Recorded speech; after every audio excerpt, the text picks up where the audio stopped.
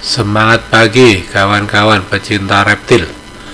Video kali ini kami ingin berbagi pengalaman kami di dalam memelihara bulus atau labi-labi atau bidawang. Kira-kira masalah pakannya ini gampang atau susah ya kalau kita ingin memelihara bulus ini. Untuk itulah kami sajikan video ini. Jadi seperti yang kawan-kawan saksikan sekarang ya, yaitu bulusnya ternyata bisa diberi makan secara hand feeding gitu ya, meskipun tidak langsung dengan tangan tapi melalui stick gitu, tapi dia merespon dengan baik gitu. Nah, ini tentunya hal yang cukup menggembirakan ya, cukup membahagiakan bagi kita yang suka atau yang hobi memelihara binatang. Nah, ini kawan-kawan, jadi cukup menarik ya. Nah itu kawan-kawan, sampai dia naik tuh, nah sampai naik dari kolamnya ya. Oke, jadi historinya pada saat pertama kali datang hasil dari pemancingan itu, setelah kita masukkan di dalam drum gitu ya, itu dia tentunya mengalami kondisi stres ya, masih adaptasi dari alam bebas begitu yang luas, kemudian menjadi alam yang terbatas karena kita rawatnya di kolam drum biru gitu ya, sehingga dia dan juga kondisi airnya juga begitu berbeda dengan air yang di alam, sehingga dia mengalami fase adaptasi kawan-kawan. Nah, ini pada saat kita kasih umpan ikan nila hidup, dia ternyata masih belum mau merespon kawan-kawan. Jadi dia masih belum mau makan dengan antusias begitu ya. Nah, tetapi pada saat berjalannya waktu kurang lebih 1 bulanan begitu ya, nah itu kita kasih juga ikan. Kalau tadi ikan yang hidup dia masih agak susah makannya, kita kasih makanan yang mati kawan-kawan. Jadi kita kasih ikan gabus, kebetulan kami punya ikan gabus mati, kita coba kita pakankan. Itu juga ternyata dia tidak langsung merespon makan kawan-kawan. Jadi dia diem aja begitu ya. Tetapi apabila ikan gabusnya ini sudah kita lepaskan begitu, kita biarkan, besok pagi gitu kita lihat dihabiskan sama dia. Jadi dia makannya pada malam hari kawan-kawan. Jadi pada malam hari gelap gitu, kemudian ikan yang kita berikan itu baru dia makan gitu. Jadi itulah karena dia masih dalam keadaan adaptasi ya, atau stres gitu ya.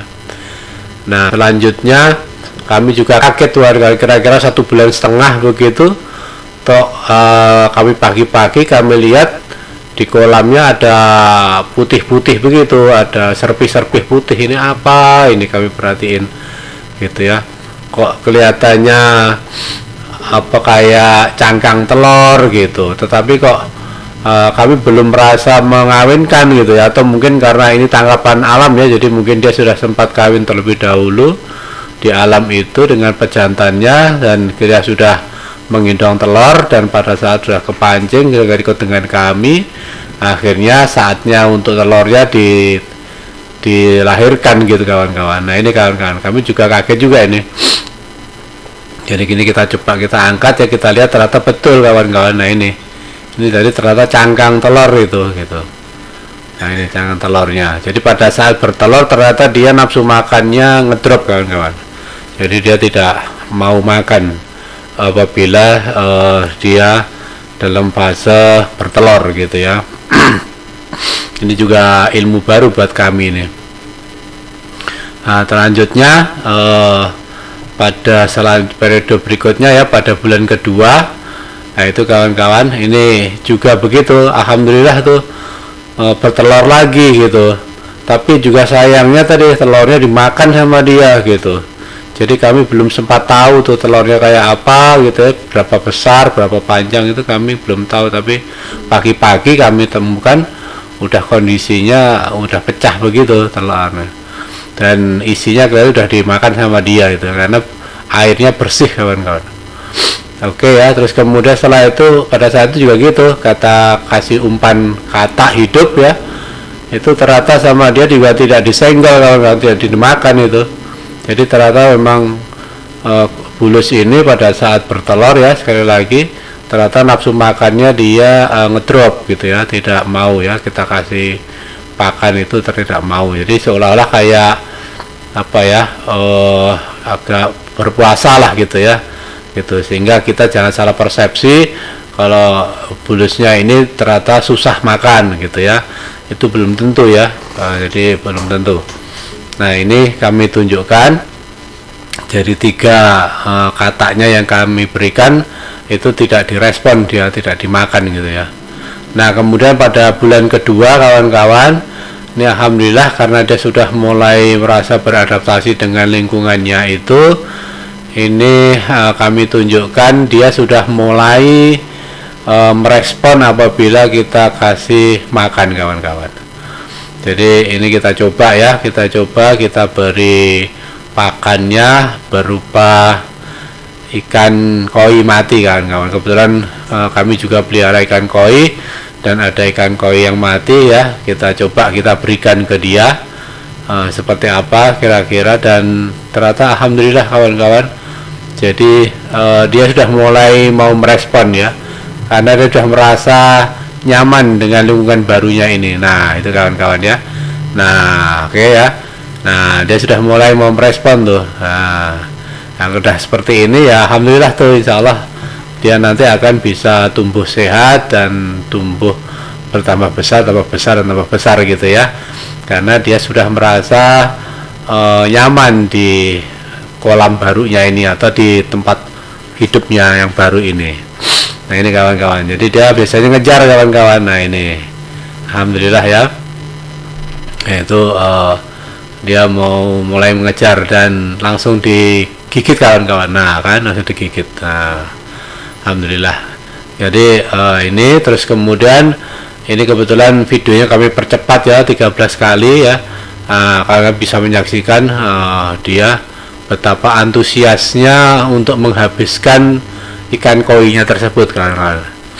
Jadi ikan koinya betul-betul utuh itu dimakan sama dia, dipecah-pecah gitu, dicapik-capik begitu, sehingga akhirnya menjadi bilahan-bilahan kecil gitu, dan akhirnya dimakan sama dia ya, potongan-potongan kecil gitu ya, terus kemudian dimakan dia sampai habis kawan-kawan. Nah inilah alhamdulillah kawan-kawan, jadi bulus itu pada saat normal insya Allah nafsu makannya tinggi kawan-kawan gitu ya.